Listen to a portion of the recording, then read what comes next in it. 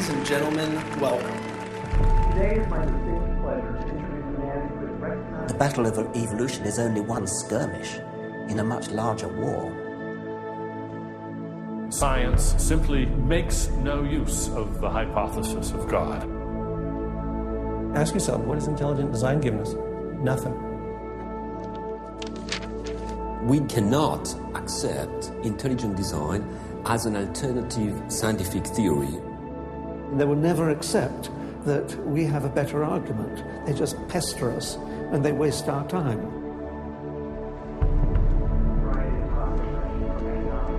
Civil rights, to how to ruin your life in 10 easy steps.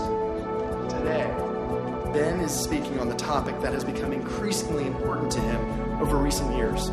While Ben has always been an ardent supporter of science, lately he has noticed an alarming trend in the scientific establishment that could have dire consequences for every American.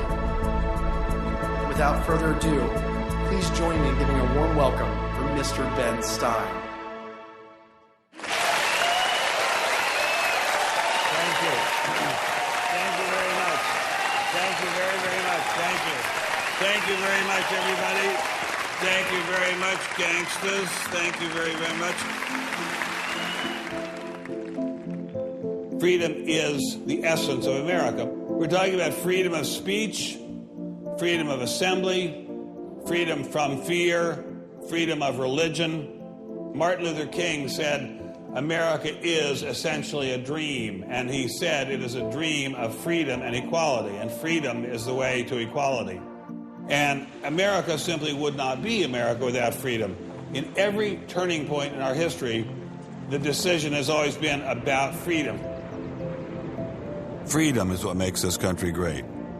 Freedom has allowed us to create, to explore, to overcome every challenge we have faced as a nation. But imagine if these freedoms were taken away. Where would we be? What would we lose? Well, unfortunately, I no longer need to imagine. It's happening. We are losing our freedom in one of the most important sectors of society, science. I have always assumed that scientists were free to ask any question, to pursue any line of inquiry without fear of reprisal.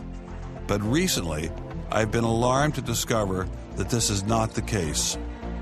It all began when I met evolutionary biologist Richard Sternberg in Washington, D.C.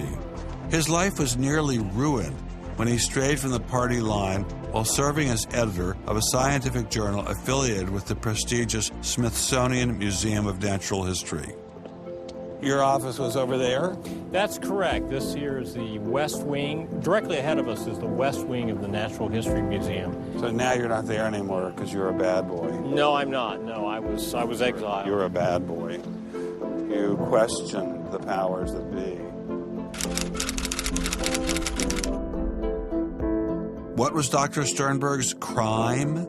He dared to publish an article by Dr. Stephen Meyer, one of the leading lights of the intelligent design movement. The paper ignited a firestorm of controversy merely because it suggested intelligent design might be able to explain how life began.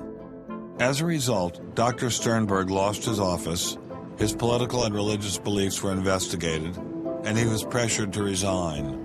The questioning of Darwinism was a bridge too far for many. The mentioning of intelligent design that occurs at the end of the paper was over the top. And I think the intelligent design proponents have raised a number of very important questions. And you wanted to get those questions brought up and discussed. Placed on the table. Placed on the table. People were so upset about it. They were so upset that you could see they had a physical, emotional reaction. Wow.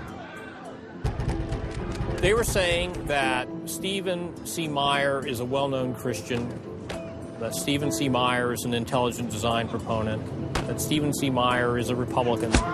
It was all couched in terms of religion, politics, and sociology. The way the chair of the department put it is that I was viewed as an intellectual terrorist.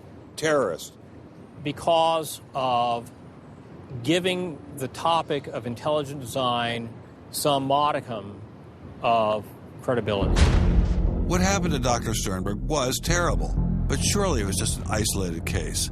I was still pretty skeptical, so naturally I checked in with the head of the Skeptics Society, Michael Shermer. So I can't prove there is no God, or Yahweh in your case, any more than I can prove there is no Isis, Zeus, Apollo, Brahma, Ganesha, Mithras, Allah, or for that matter, the flying spaghetti monster. And think about just one thing. Why would the aliens look like this? Well, that's these are who bipedal. Who drew that?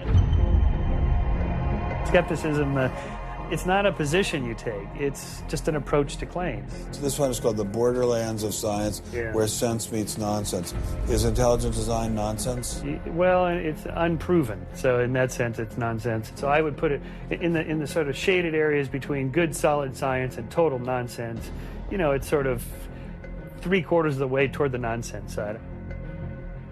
But you think, nevertheless, people should be allowed to speak about it and publish papers about it? They are free to write and publish and be heard in public forums and go to conferences just like everybody else does. Well, what if a person published something, say at the Smithsonian,